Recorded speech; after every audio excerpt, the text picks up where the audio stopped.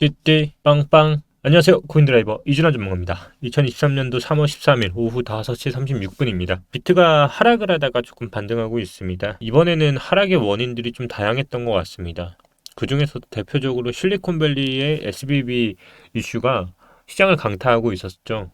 그러다가 이제 어제 이후로 좀 반등을 했는데, 이 폭락의 원인과 함께 앞으로의 시장에 대해서 조금 말씀을 드리려고 합니다.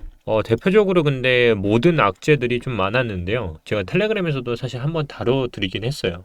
대표적인 하락의 원인으로 꼽히는 것들이 첫 번째는 우리가 알고 있는 SB 은행주들에 대한 급락이 있었고요. 그러다 보니까 나스닥, 그리고 대표적으로 후오비 토큰, 그리고 법무부, 이제 미국 법무부의 증권이나 소송이나 이런 것들이 있었고, 그리고 또 계속 말씀드렸던 금리 50bp 영향이 좀 있었는데, 저는 계속 말씀드렸다시피 0.25를 주장하고 있었습니다.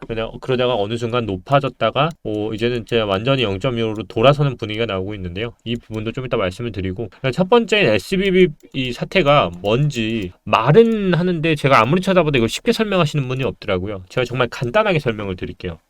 SBB 사태는요, 쉽게 그냥 접근을 해보면 은행입니다. 예, 은행인데요. 이 은행이 뭐가 문제가 됐냐면, 은행이 결국 뭐 하는 집단일까요? 은행도 결국 돈 버는 사업을 하는 곳이에요. 이 돈 버는 사업이 대부분 실리콘밸리에 있는 IT 기업들 대상으로 돈의 예금이 돌았던 회사입니다. 그러니까 대부분의 돈들이 이 IT 기업들의 이제 돈으로 구성되어 있었고요. 그러면 은행이 IT 기업들이 있는 회사들이 예금을 하잖아요. 그러면 예금을 하면 은행은 예금 이자를 줘야 하기 때문에 이 이자를 벌기 위해서 처음에 예금 이자를 예를 들어 3%라고 했으면 3%만큼의 또 이자를 줘야 하는 거고요. 금리가 올라갈 때마다 이자 수익률은 더더욱 높아지죠. 그러면 은행도 돈을 주기 위해서 뭐를 하죠? 이 대출이라는 걸 해줍니다. 바로 여기서부터 이제 문제가 터지기 시작하는데요. 일단 이 굴레 속에서 좀 가닥을 잡고 가는 게 좋을 것 같아요. 다시 SBB는 은행이다. 이 은행이 돈을 벌기 위해서 처음에 예금을 은행들한테 받게 되고요. 그게 대부분 IT 기업들로 구성되어 있었습니다. 이 IT 기업들 대상으로 운영을 하던 SBB 은행에서 대출을 해주기 위해서 사업성을 만들기 위해서 계속 했던 거죠. 근데 예금이 많이 돌았어요. 그때 시기가 왜냐면 팬데믹 시즌이었거든요. 이 팬데믹 시즌에 IT 기업들이 워낙 예금이 많이 돌았어요. 왜냐면 국가에서도 돈을 풀었고요. 그러다 보니까 이걸로 들어오는 게 IPO나 아니면 투자하는 곳들이 워낙 많아서 아쉬울 게 없었습니다. 근데 이 돈들을 다 쓰지 못하다 보니까 은행에다 맡기게 됐고요. 그게 예금으로 돌았던 거예요. 근데 문제는 이제부터 터지기 시작합니다. 바로 예금은 많았는데 대출을 받는 기업들이 없었던 거예요. 얘기는 뭐냐면 국가가 통해서 이제 IPO는 투자하려는 업체들이 워낙 많다 보니까 IT 업체들이 워낙 유행해서 예금을 해줬던 회사들은 워낙 많은데, 문제는 은행이 대출을 해주려는 것도 결국 기업한테 해줘야 하는데 그게 안 돌았던 겁니다. 그러면 SB은행에서는 뭐를 해야 하죠? 돈을 벌기 위해선 대출을 해야 하죠. 근데 대출을 하는 곳이 없다? 그럼 어디다 해야 할까요? 그때부터가 바로 국가채에다가 국가채 여기다가 투자를 하기 시작합니다. 이 국가가 운영하는 채권에 투자를 하게 되는데요. 이때 이제 받게 되는 게 바로 장기 국채 투자입니다. 그래서 SBB 사태는요, 이 장기 국채에 투자를 시작하면서 발생하게 돼요. 근데 우리가 알고 있는 것처럼 장기 국채 투자는요, 만기물이 굉장히 깁니다. 예를 들어 10년. 그래봤자 1% 수준밖에 안 되니까 얘네가 떼어먹는 경우는 결국 1%에서 2% 떼먹는 거예요. 결국 이게 은행에 자금이 많을수록 100억, 200억 떼기긴 하지만 1조를 했을 때 100억, 2조를 했을 때 200억 이런 수준이었던 거예요. 근데 문제는 아까 말한 것처럼 팬데믹이 오래 가기도 했지만요. 처음으로 들어가서 IT 산업 쪽에 굉장히 산업 성장력이 높았다라고 했죠. 근데 이 IT 산업이 어느 정도 성장세에 올라갔더니 주춤하는 순간이 온 거예요. 그러다 보니까 어느 정도는 하향세로 들어갔던 거고요. 우리가 돈을 빌려주거나 이럴 때 그 기업의 가치를 보고 하는 거죠. 근데 우리가 그 기업의 가치를 볼 때 그 사람들이 갖고 있는 예금 자산이 1조라고 하면 그 가치를 평가해서 2조를 빌려주기도 하잖아요. 이런 식으로 가치를 평가를 하는데 성장세가 하향으로 돌아다 보니까 기업 가치가 굉장히 곤두박질 치기 시작했죠. 우리가 그래서 아파트를 경매에 내놓더라도 시세보다 낮은 가격에 경매를 붙여서 받을 수밖에 없는 것처럼 SBB 사태는 이 사태에서 불거지기 시작해요. 바로 은행에서 예금을 인출하게 되는 순간이 온 거예요. 자금을 조달하던 이런 기업들이 자금 조달에 난항을 겪기 시작하고요. 우선 은행에 해둔 예금을 줄이기 시작한 거죠. 내 돈을 맡겨놨는데 이거를 이제 빼서 그 자금을 돌리면서 순환은 악순환을 하는 건데, SB은행에서는 지금 예금을 어디다 맡겨놨다 했죠? 기업들이 대출을 안 하니까 장기 국채에다가 투자를 했다 했죠. 근데 이게 10년 만기예요. 문제는 이것처럼 10년 만기인데 은행의 예금은 계속 인출을 하는 사태가 발생이 된 거죠. 그러면 장기 국채를 해놓은 거를 만기 해지를 하지 못하는 상황에서 중도 해지를 해야만 인출하는 사태의 돈을 돌려줄 수 있는 사태가 벌어진 거죠. 근데 이게 너무나도 많이 쌓이기 시작한 거예요. 왜냐하면 장기 국채보다 내가 처음에 10년 만기물을 했을 때 금리는 2%였는데 지금은 4%, 5%로 육박하다 보니까 지금 가입하는 게 훨씬 이득인 상태에서 기대 가치가 지속적으로 낮아지는 사태가 발생이 됐어요.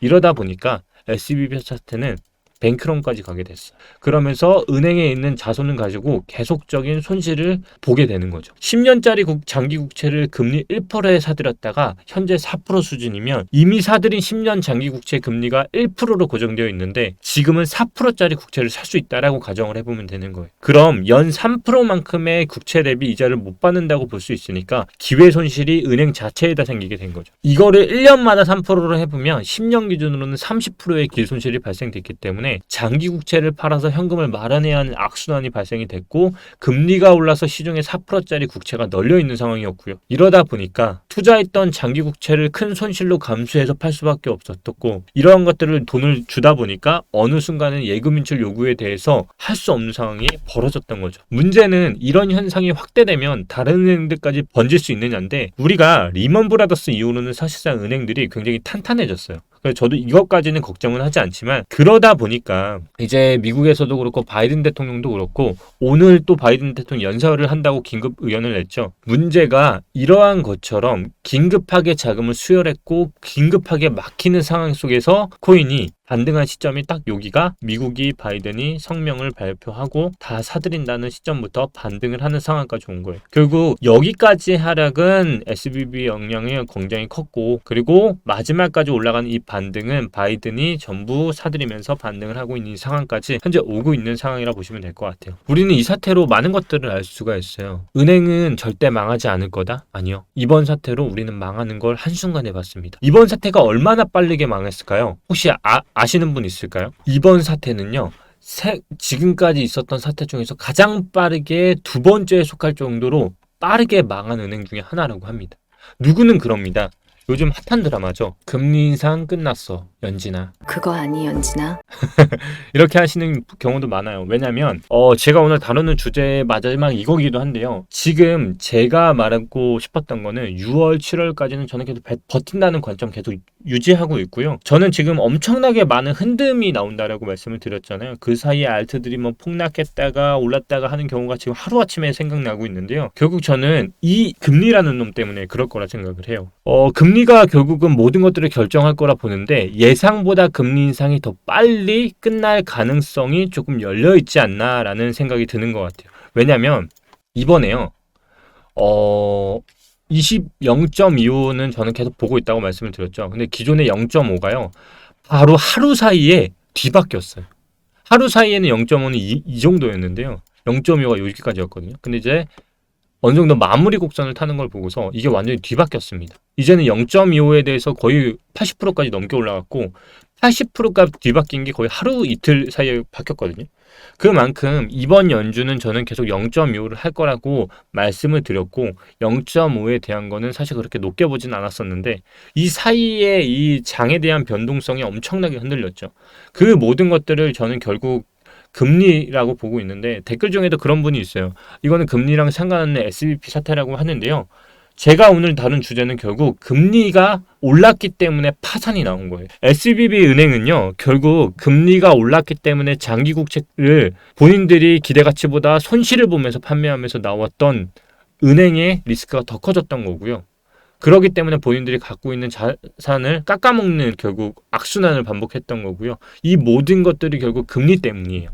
그러니까 금리는 이런 모든 것들이 연결되어 있는 거지 절대 다른 업무를 갖고 있다라고 보시면 안 되는 거예요. 결국 연준이가 말한 것처럼 금리 인상이 끝났다라고 오늘 바이든 대통령이 오늘 밤에 금융은행 위기에 대해서 연설을 할 예정인데 오늘 이 부분을 되게 주목할 필요가 있고요. 또한 이 모든 것들이 예상보다 빠르게 될 경우에는 뭐죠? 저는 계속 말씀드렸죠. 저는 버틴다라는 관점으로 계속 보고 있어요. 월봉상으로 보더라도 저는 계속 버틴다라는 관점으로 여기까지는 절대 가지 않고 이 안에서 금리의 최종 타협이 나올 동안은 저는 그걸 6월로 보고 있다 했죠. 이제 3월에 중순이 다 지나가고 있는데 이 안에서 박스권 안에서 계속적으로 흔드는 흐름을 보고 있다라고 말씀을 드렸는데 이 흐름은 저는 계속 유지될 것 같아요. 하지만 그 이후의 흐름은 뭐라 했죠? 말 그대로 최종이 나오고 최종에서 얼마만큼의 유지를 하는지 그리고 유지 이후에 금리가 인하하는 때가 본격적인 폭락으로 떨어지는 떡락의 시점이라고 말씀을 드렸죠. 저는 이 타이밍이 진짜 바닥이 나오는 타이밍이라 보고 있고 지금 과연 그러면 바닥이 나왔냐 물어보면 단기적으로 금리가 안정화될 때까지는 바닥이 맞다고 보고 있고 하지만 본격적인 인하의 시점에서는 이 바닥이 다시 한번 또 다른 바닥으로 만드는 흐름에서 최종 바닥이 나온 상황에서 이 안에서 저는 차트가 그려질 거라 보고 있는 거예요. 여러 가지가 있겠죠. 지금 이거를 외바닥으로 보고 쌍바닥을 그리고 가시는 차트들 볼 수도 있고요. 그 쌍바닥에서 이제 중간 부분이 횡보하는 시점이라 보는 분도 있어요. 근데 저는 이제 이 바닥은 이제 2분기 기준으로는 전체적으로는 단기 바닥인 거라 보고 있고 인하 시점에 역사가 말해주듯이 진짜 바닥은 그때 나올 것 같다. 알트적인 것들도 사실상 여러 가지 궁금하신 분들이 많을 텐데요. 오늘은 일단 왜 하락을 했고 그리고 어떤 영향으로 인해서 이렇게 시장이 요동치는지 그리고 저는 크게 변동 없이 지금은 말한 것처럼 알트를 만약 사고 싶다고 하시면 아직까지는 분할 매수의 시기라고 생각을 하지 이게 뭐 어떤 큰 흐름상 대세가 변경됐다고 보지는 않는 것 같아요. 그래서 지금같이 리플 같은 경우는 지금 워낙 또 재판을 앞두고 있기 때문에 결과에 따라 좀 달라질 것 같은데요.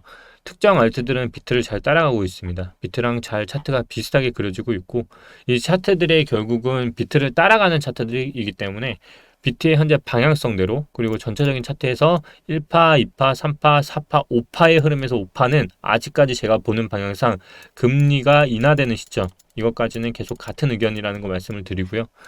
그리고 오늘 발표되는 금융은행 위기에 대해서 바이든 대통령이 어떤 이슈를 터뜨릴지는 잘 모르겠지만 결국 3월의 빅스텝은 분명히 저는 어려울 것이라 보고 있고요. 그런 것들이 이제 대표할 수 있는 것들이 오늘 뉴스에서도 많이 나오고 있는데요. 미국이 이제 3월에 빅스텝은 어려울 것이라고 했죠. 일단은 금리 인상에 대한 압박이 좀 더 줄어들고 있습니다. 그러면 결국 최종 금리가 어디에 맞춰지고 얼마만큼의 시간을 동결한 상태에서 인하하는 시점이 언제인가가 포인트가 될 것 같은데 저는 사실 6월을 예상했는데 만약에 이번에 3월에 0.25 그리고 이제 또 5월에 0.25를 했을 때 결국은 6월 제가 예상했던 대로 가는데 만약에 0.25 한다면 빅스텝으로 0.5로 밟게 되면 그 다음 스텝은 0.25이기 때문에 아마 7월까지도 끌고 갈 가능성이 좀 있을 거예요.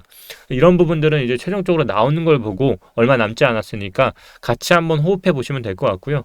결국 SB 파산은 미국의 급격한 금리 인상에 영향을 받았다는 거 그리고 긴축 기조의 중단 목소리가 커지고 있다는 거 결국 금융당국의 은행 대출금리 억제는 부담을 던 듯 이게 무슨 말이냐면 아까 SBP 사태는 은행은 누군가한테 예금을 받아서 대출로 인해서 수익을 내는데 그 대출을 받을 수 있는 회사들이 팬데믹 이후에 많은 돈이 풀리면서 없어졌었는데 그거를 장기 국채에 투자하면서 나오는 이슈들 있죠.